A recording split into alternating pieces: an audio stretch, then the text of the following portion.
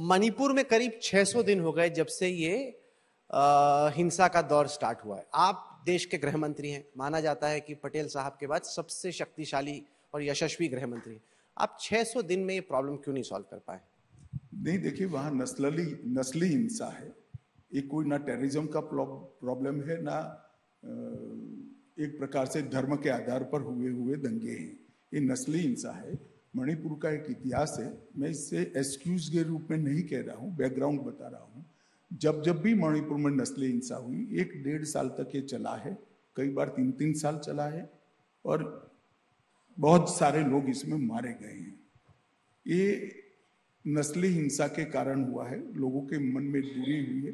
अब हिंसा कम हुई है, काफी कम हुई गई है, और इसीलिए ये लोग थोड़ा यहाँ पार्लियामेंट में हो हल्ला कर उकसाना भी चाहते हैं, मगर मुझे अब विश्वास है कि स्थिति ठीक हो जाएगी और रिजॉल्व भी हो जाएगी। मणिपुर समाज में दोनों साइड्स के कई लोगों ने कहा कि अगर चीफ मिनिस्टर बदले तो एक नई शुरुआत हो सकती है, लेकिन ये कहा जा रहा है कि केंद्र सरकार ने एक जिद पकड़ ली है कि हम नहीं हटाते बीरेन से।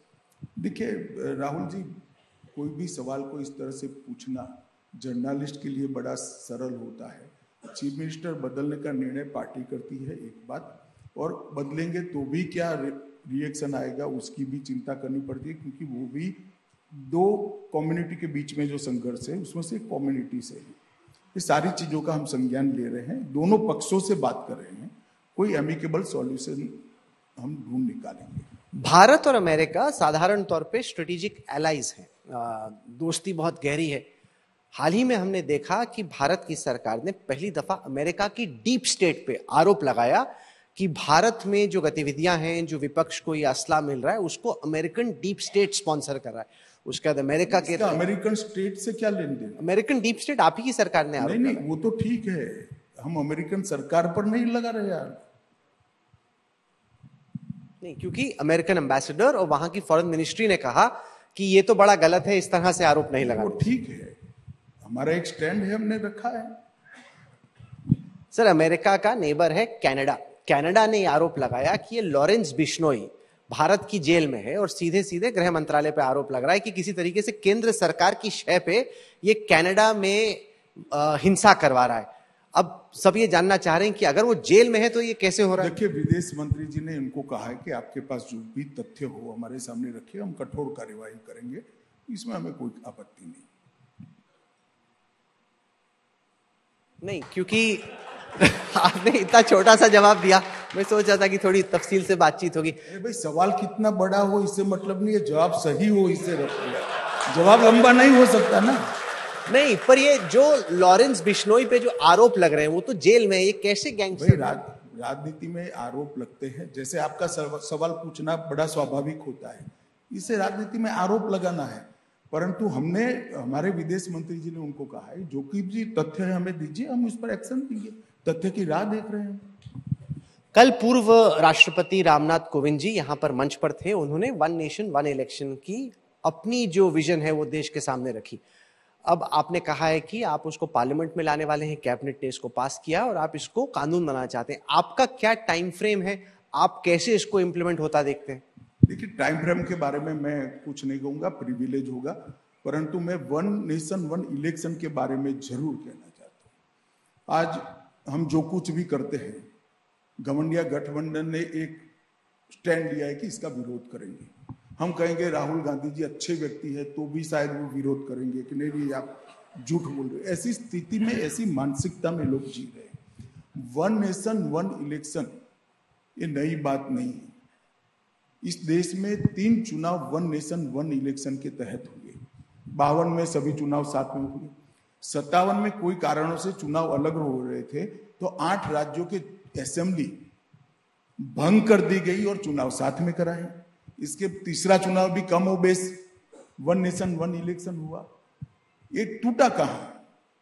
टूटा वहां कि जब जवाहरलाल नेहरू ने केरल में एक सरकार तोड़ दी, कम्युनिस्ट पार्टी की नामुद्रीपाद की सरकार थी, उसको तोड़ दिया, और फिर इंदिरा गांधी जी ने तो सरकार तोड़ने के सारे रिकॉर्ड तोड़ दिए।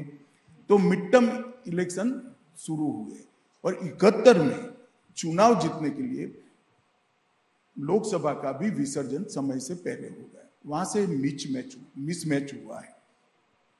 आप मुझे बताओ कि इतने बड़े देश के अंदर जहां 11 लाख करोड़ का इंफ्रास्ट्रक्चर का खर्चा एक साल में करना है, वहां पर कई राज्य ऐसे जहां 200 दिन 243 दिन, एक साल में 243 दिन कोड ऑफ कंडक्ट रहा।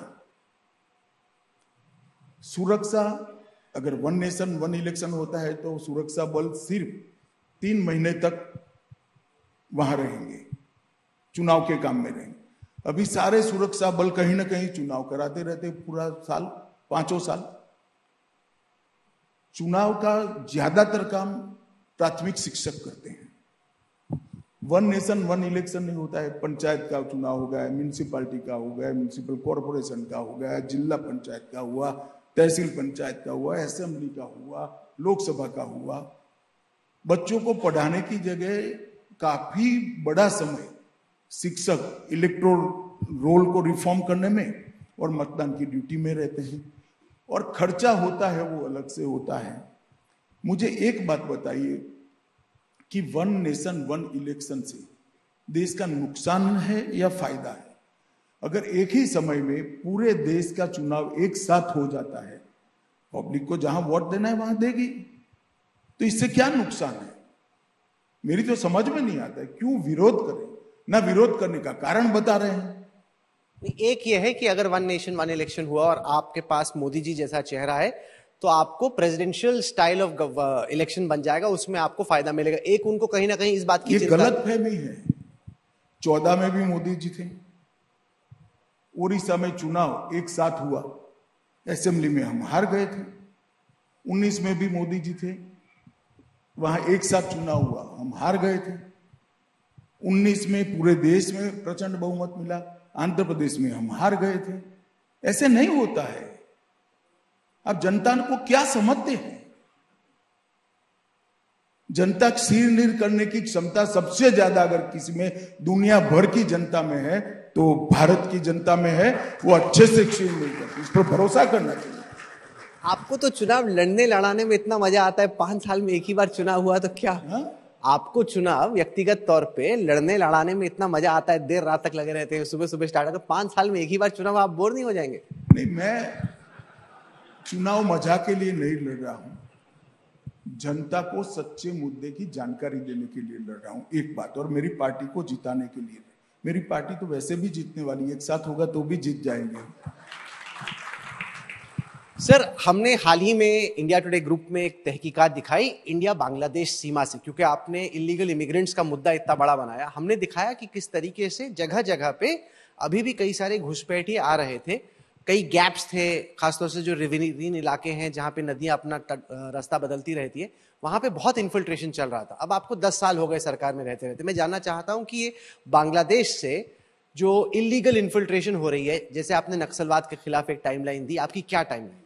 देखिए, कई बार हम पर आरोप लगता है कि घुसपैठिए घुस गए, बांग्लादेशी और होंगे, आप क्या कर रहे हो?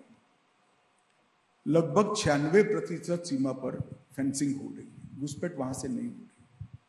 4% सीमा खुली है, आज भी खुली है, वहां नाला है, नदी है, ब्रह्मपुत्र जैसी भी नदी है, कई बड़े बड़े तालाब हैं, भयंकर जंगल की सीमाएं हैं, पहाड़ियां हैं जहां उबड़ खाबड़ जमीन है, जहां लेवल नहीं है, वहां फेंसिंग हो ही नहीं सकती।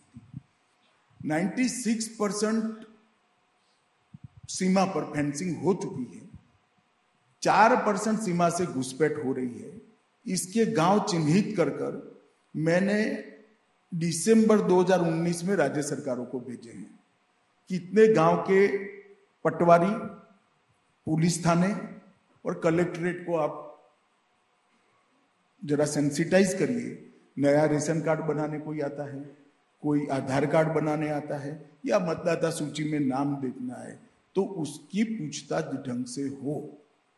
असम में रुक गया, मैं विश्वास दिलाता हूं उड़ीसा में भी रुक जाएगा, मगर बंगाल में नहीं रुक रहा है, झारखंड में नहीं रुक रहा है, क्योंकि कुछ सरकारें ये घुसपैठियों को अपना वोट बैंक मानती है, वो रोकना नहीं चाहते। हम पर आरोप मत है, 96% फेंसिंग हो चुकी है। 4% गांवों को अलर्ट करना है। क्या आपकी जिम्मेदारी नहीं है? आपका देश नहीं है? आपका राज्य नहीं है? देश की सुरक्षा राज्य का जिम्मेदारी नहीं है? क्या कर रहा है आपका पटवारी? क्या कर रहा है आपका पुलिस स्टेशन? क्या कर रहा है आपका कलेक्टर? उनको चिंता है कि पाकिस्तान से और बांग्लादेश से सरदार हिंदू यहां ना आ जाए। सीए मत करो, उनको रोक लो, इनको आने दो क्योंकि वो उनकी वोट बैंक है। मैंने इतनी नीचे स्तर की राजनीति मेरे जीवन में नहीं।